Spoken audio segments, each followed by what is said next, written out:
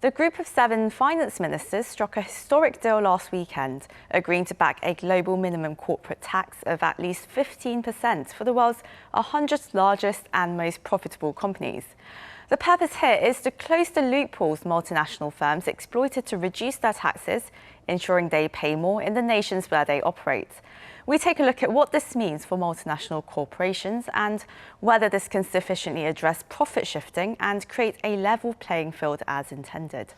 Now for this, we turn to Anuj Srivastava, Canada Research Chair of the Haskayne School of Business at the University of Calgary. We also connect with An Songbae, Director of International Macroeconomics at the Korea Institute for International Economic Policy. Very warm welcome to both of you. Thank you for joining us for this discussion. And let's start with you, Anup. Now, the G7 financial ministers, they agreed on this minimum 15% tax rate, which targets huge multinational companies. And their plan is said to be built on 2 pillars. How exactly would the system work? Thank you, Seong. Thanks you for inviting me for this program. It's an important development. This proposal puts into practice 2 pillars of taxation. The first pillar means that companies should pay taxes in the countries where they earn revenues, not where they have physical presence or have headquarters. Now, it is a momentous development because theoretically, digital companies like Facebook or Google can provide services to the entire world with their headquarters located in Bermuda and servers located in California. They need not have physical presence in a given country. Currently, how do you force them to pay taxes when they don't have physical presence in a country? The new principle is if you earn revenues here, then you pay taxes here. The second pillar is that all countries commit to a minimum corporate tax rate of 15% so that countries don't undercut each other. Remember, the most important cost for a digital company is its intellectual property.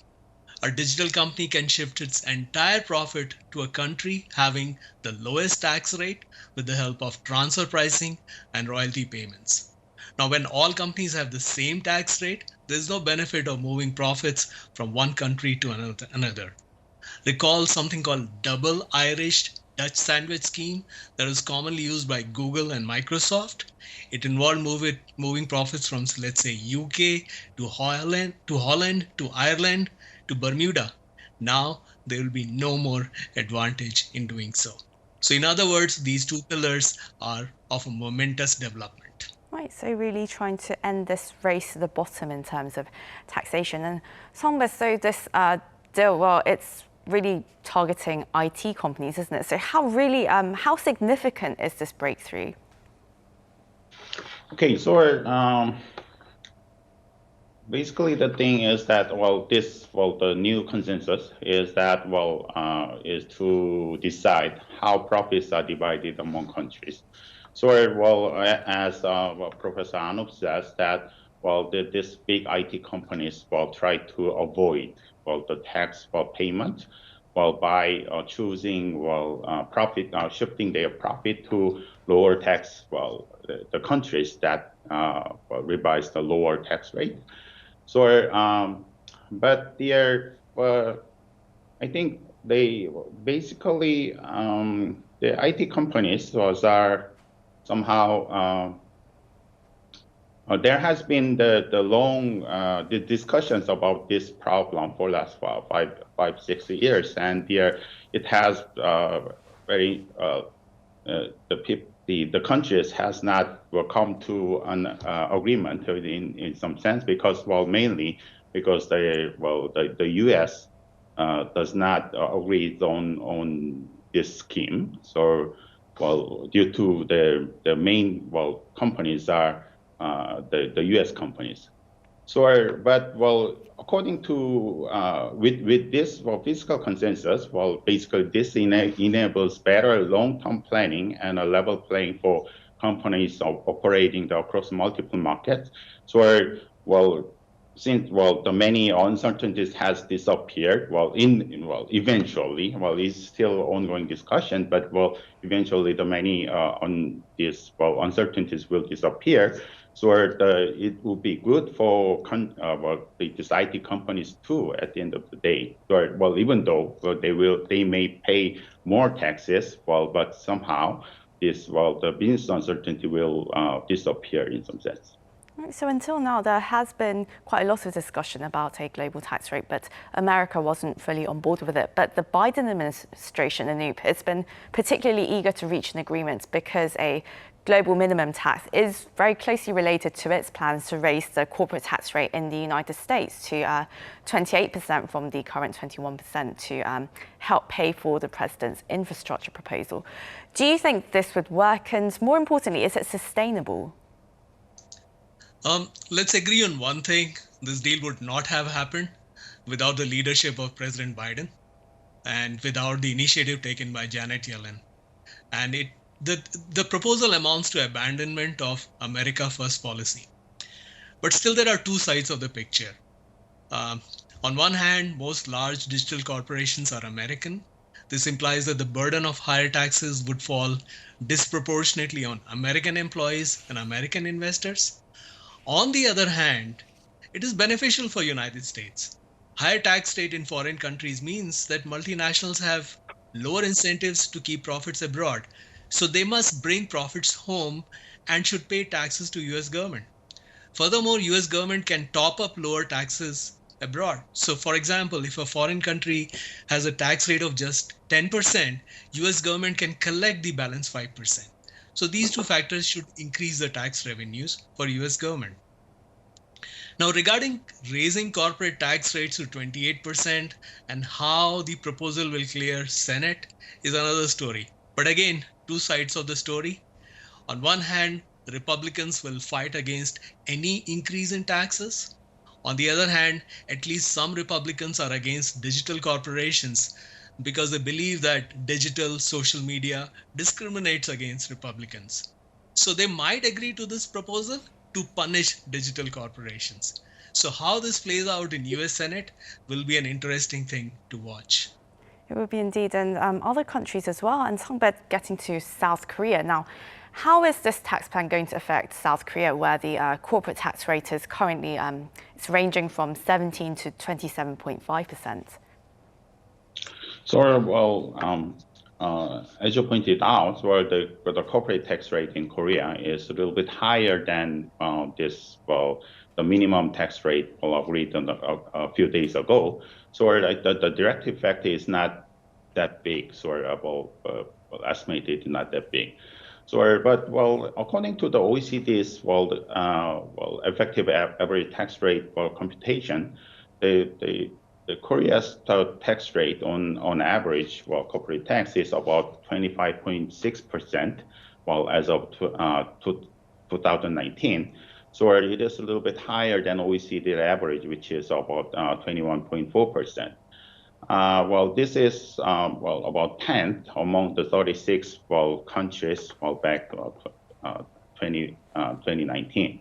And compared to other countries, like the US is about 24.6%, and Canada is around the same level, and Japan is a little bit higher side on 27.2%, and France and Germany is much higher on higher 20% level.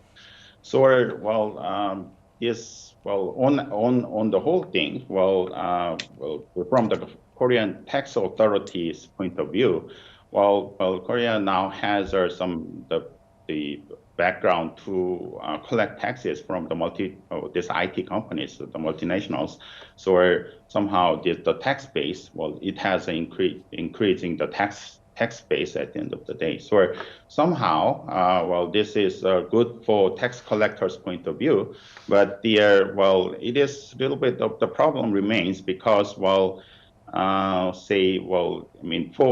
this tax collecting, these governments need to find where this the revenue is actually how much revenue is generated, and the collecting the information is a big challenge for the government. So lingering questions over how this would be implemented or initiated in countries to really find that revenue. And Songba, how would the global tax impact South Korean firms like Samsung and LG? Could it possibly hurt their bottom line and make them less competitive? Well, according to the Korea Economics Research Institute, the domestic Korean domestic firms, the major firms has about 70% of their revenue is generated overseas. So at the 2020, the 5 biggest major companies in enterprise in Korea pays about 5 trillion Korean won as a corporate tax to the government. And that is related to the overseas revenue. According to the Nikkei analysis, the 2018 between 2018 and 2020, so where the tax burden, average tax burden of firms, defined by the ratio of corporate tax to the pre-tax profit. For 4 big tech companies, like the Apple, Alphabet, and Amazon and Facebook, was about 15.4% on average, which is much lower than the global average of all companies, which is about 25%. So, the major industry of exporting firms in Korea, like the average burden in electrical goods and automobile and machinery and chemical and materials and energy industries. So that's average tax rate is about 30.7%.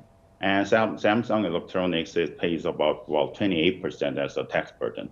So somehow, that has somehow make it a level playing field, because the Samsung and other Korean companies also, even though it is the manufacturing companies, it's trying to make it encompasses territory into the digital part. So somehow it makes Korean companies more competitive compared to some big tech companies, in some sense, in this sense. Right. So this plan really goes after those digital companies that have no physical presence, as Dr. Anoop pointed out earlier. So, Anoop, countries like Ireland, though, they've been against this global minimum tax, saying that's going to hurt their economies, given their very high rate of given their very low rate of corporate tax, For Ireland, I understand it's around 12.5%, which is below this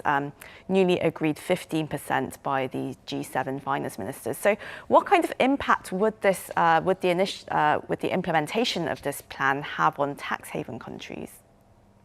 So the deal should not kill the tax havens entirely, but it will make them far less attractive. Now, remember, this is not a new or a surprising development.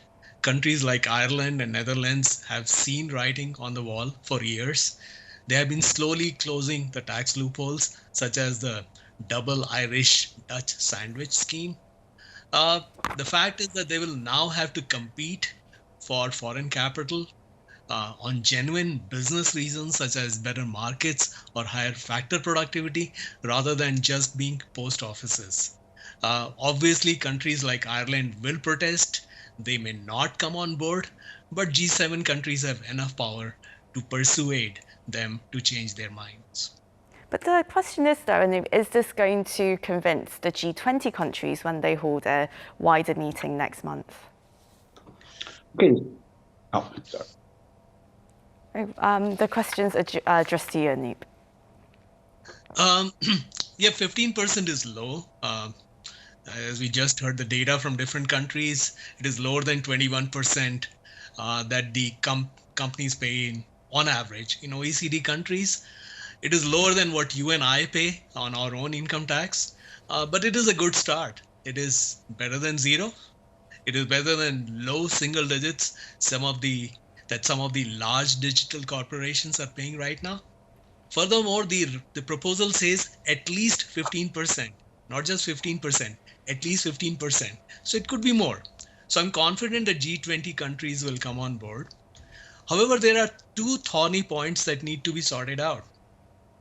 First, 15% tax is on profits. The question is how to calculate profits. My research shows that it is very difficult to calculate profits for digital corporations. And this is not a taxation issue. It's very difficult. Second, it is unclear on what will happen to revenue-based taxes that many countries have already imposed. Obviously, US would like these revenue-based taxes to be removed before proceeding further. So there could be some chicken and egg here, but these are the details that can be sorted out once there is an agreement on broad principles. Well, I'm afraid we're out of time today, so this is where we'll have to end the interview here. But that was Anup Srivastava at the University of Calgary and Antongbe at the Korea Institute for International Economic Policy. Thank you both so much for your insights today. Thank you. And to our viewers, as always, thank you very much for watching.